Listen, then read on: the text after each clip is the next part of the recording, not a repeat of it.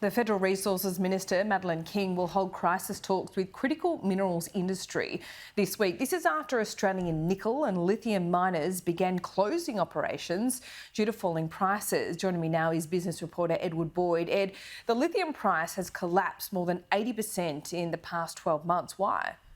Look, it's fallen due to basically oversupply. So lots of mining companies decided around the world that they were going to cash in on the electric vehicle, the massive increase in the number of electric vehicles that have been manufactured around the world. And obviously lithium is a key ingredient, along with nickel, in building batteries for those sorts of vehicles. So lots of companies saw this opportunity. They started mining lithium and nickel. And you can see here the price chart going back to 2018. Prices were pretty flat. Suddenly, big increase in the number of electric vehicles being manufactured all over the world, particularly out of the United States, with Tesla, and then China more recently, which has become the biggest electric vehicle manufacturer on the planet. You can see prices really spiked, but they've started to come down as more and more mining companies began to cash in on the lithium sort of resource. So we've basically seen a big investment in lithium over the past few years, a lot of shareholders putting money into lithium stocks, pushing up the price of lithium companies. But as the prices come down, interest in these stocks has waned, their values are falling. And now the Federal Resources Minister is going to be meeting with mining companies in Western Australia on Thursday morning to talk about next steps for the sector, what can be done. Because in the past couple of months, we've seen quite a few lithium mining companies stop mining altogether. We've seen a lot of layoffs across quite a few companies in Western Australia in particular.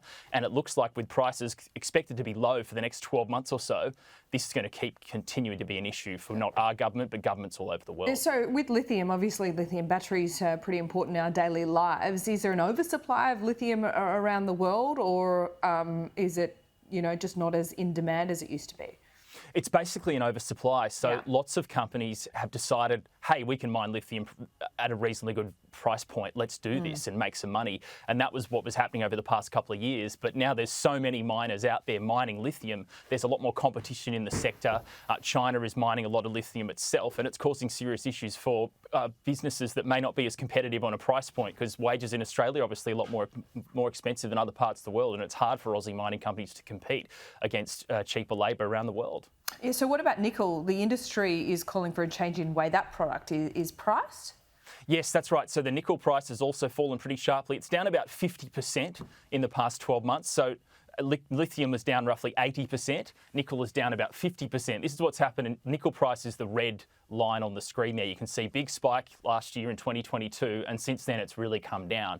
But Aussie mining companies, nickel miners, are trying to get a change in the way nickel is priced. So they're sort of claiming the way it's mined in Australia is more environmentally friendly, more ESG friendly than other parts of the world. So they're hoping Australian nickel can be worth more than the competition, and the competition is on our shores just in Indonesia.